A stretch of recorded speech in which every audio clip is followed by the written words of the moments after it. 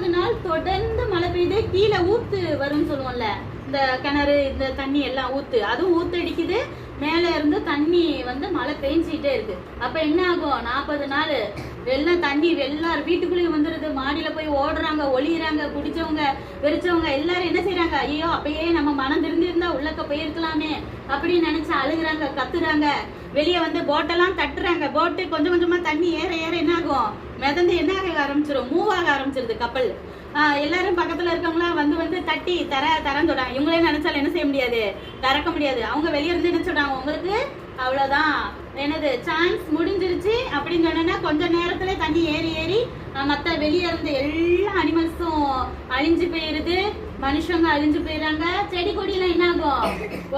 ஒரு இது காத்தடிச்சாலே பாதி விழுந்துரும் தெரியுமா? பயங்கர புயல் காத்தெல்லாம் அடிச்சா அப்ப எல்லா செடி கொடி எல்லாமே அழிஞ்சு போயிருது.